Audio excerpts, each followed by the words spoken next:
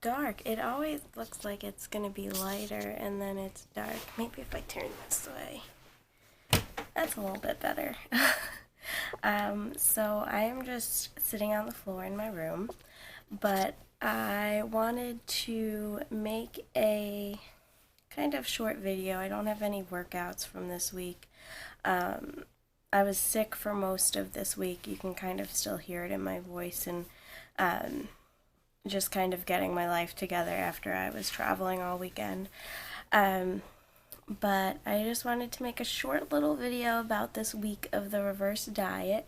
It's been going pretty well. I thought that I was going to have a really bad check-in after traveling all weekend and being away and stuff, but I actually had a really good check-in. My carbs are up, so I'm really happy about that, although I'm getting to the point where it's like too many carbs, it's just a lot of food, so I'm excited to start prep soon. But the main point of this video is just kind of going to be just giving a little background to how I got to where I am now. Basically, I'm trying to think like how long ago it was, but I guess you could say my fitness journey started all the way back when I was in high school, which would be probably like 6 or 7 years ago. And at the time, like, I didn't know anything was wrong with me. I didn't have any of those feelings or whatever.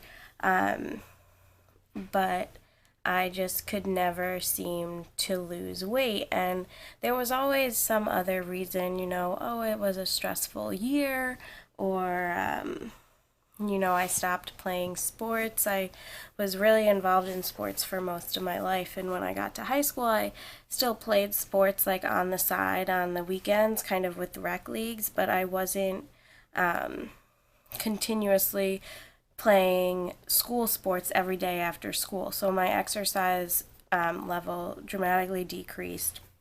I wasn't really watching what I was eating.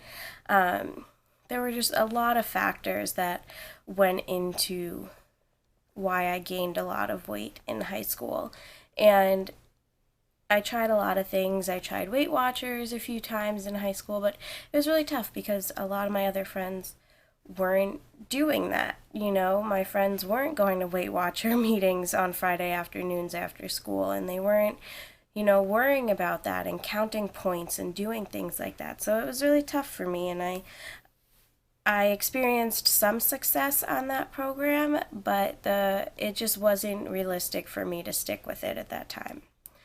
And then I went off to college, and I was determined not to gain the freshman 15. And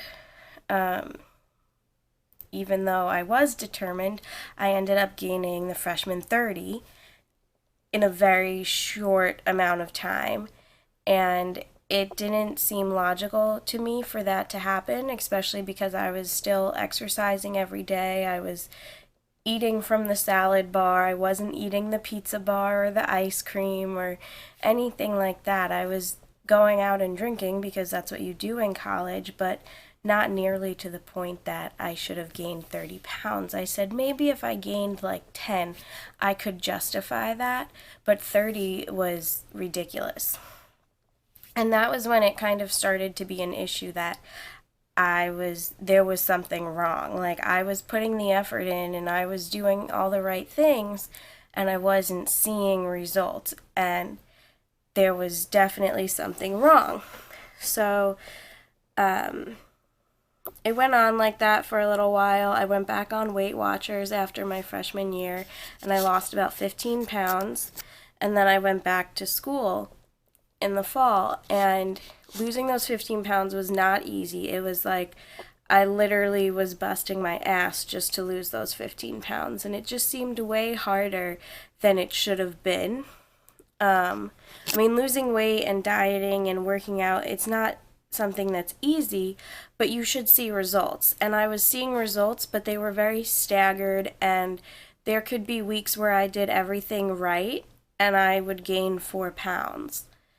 And yes, I understand, like, it happens. It can be water weight, it can be this, it can be that. You can't always go by the scale. But this was like something that it wasn't my progress was not steady, and it didn't, I'm trying to think how to word it, but my progress didn't really reflect the work and the effort that I was putting in. And I knew that, and I knew that something was wrong. So I went back to school, and I still tried to follow Weight Watchers at school, but you live a college lifestyle. I did really well for the first few months, and then there were just some issues that I was dealing with, and some family stuff, and ultimately I ended up gaining back all of the 15 pounds. And no one really knows how much that really messes with your psyche when you lose these 15 pounds and you feel so proud of yourself, and it's something that like people notice and they say you look so good, and it's, you shouldn't do it for that. You shouldn't do it for people to say you look good, but you feel better about yourself and you feel really proud of what you've accomplished. And then to all of a sudden lose that and gain that all back, it makes you feel like a failure. And when that happened, I literally said to my mom, I said, there's something wrong. Like, I'm still doing all the right things. I'm still eating what I think I'm supposed to be eating. So we went to go see an endocrinologist. We went to see specialists. We did blood tests. We did all sorts of things. And ultimately, they said, you're pre-diabetic, you're overweight, you might have PCOS, you might have this, you might have that. It was a lot of unknowns. They put me on a medicine called metformin, and that was supposed to help with my insulin level. Like, everything was out of whack. My triglycerides were high, my insulin levels were high. It was just like everything was bad. And they were like, this is why you don't feel well, because your hormones and all these metabolic things inside your body are not functioning correctly. And I was like, okay, great, like, yay. So they put me on the medicine, and it did work. It helped me maintain my weight, which I had never been able to do. I constantly felt like I was gaining weight, gaining weight, gaining weight. So it did help me maintain the weight. I saw a dietitian, and she kind of helped me learn how to eat a better diet, a more balanced diet, especially for someone who has who was pre-diabetic, whose insulin receptors in my body were not being as receptive as they should have been. So they were releasing too much insulin, and then my cells weren't noticing it and weren't taking it up, and then my blood sugar was basically spiking and dropping constantly and never staying at a steady rate, which is really bad. And there's a whole bunch of other things linked together with it, but basically everything was just out of whack. So she kind of showed me how to do that, and for a while I was doing really well with that, and I was eating how I was supposed to. I was linking my proteins and carbs. I was eating complex carbohydrates. But the thing is like, you live at college. People go out drinking all the time. You're eating pizza at 3 a.m. and it just wasn't something that my lifestyle could handle. And I don't regret it, but it just wasn't something that I could maintain and do at college and still go out and enjoy myself with my friends. It wasn't working. So I kind of fell off the bandwagon with that. And, college came to an end, and I was about 40 pounds heavier than when I started college at the end of my senior year. But then I graduated, and I said, I really need to get my life in order. I need to figure this out. So finally we went to a new doctor. We ran a bunch of new tests, and they said, you definitely have PCOS. Because I had been working out and really focusing on eating right, they said, you're no longer pre-diabetic. You're still a little bit overweight, but, it's better that you're not pre-diabetic. Your triglycerides are coming down. Your cholesterol levels are getting in order. So that was really good, and that was really positive. And then I uprooted my life again and moved to Buffalo, and things got a little bit out of whack for a little bit. But then I said, I need to find a trainer. And I didn't think anything of it. I just thought, like, oh, I need to lose maybe 10 pounds and, like, get myself healthy again. Good blood work. I wasn't looking to be, a model or anything. Um, and then that's when I found Heather at a local gym, and we started working out, and I just wanted to, work out and get fit. And then as time went on, and I started following macros and really focusing on what I was eating and what I was fueling my body with, the thought of doing a show got more and more ingrained in my mind. And it's not something that I thought I would ever do, especially the girl that sat in a doctor's office and would literally cry afterwards because doctors were telling me that I wasn't trying hard enough, or I wasn't good enough, or I was overweight and I was pre-diabetic and nothing was going to get better. And like, to have specialists tell you these things when you're so young, I mean, now if someone told me that, I would be like, you can go F off. Like, but I was young and I was shy and I didn't know how to handle doctors not believing me, and I didn't know how to advocate for myself. But to think that I went from that girl to the girl now who kind of goes into any gym, knows what she wants to do, and if I don't know how to do something, I don't feel ashamed to have to ask for help. I don't feel, stupid or silly or anxious anymore in the gym, and Heather's definitely helped me a lot with that. I'm really excited to see how prep goes when we start in just, I think it's 2 weeks. But it's just crazy to see how far I've come, not only fitness-wise. I mean, my blood work's amazing now. I'm always going to have PCOS. My ovaries are always going to be polycystic, as they say. But that's just part of life. We all have our, things that we have to deal with. But my blood levels are healthy. I feel healthy. My weight's healthy.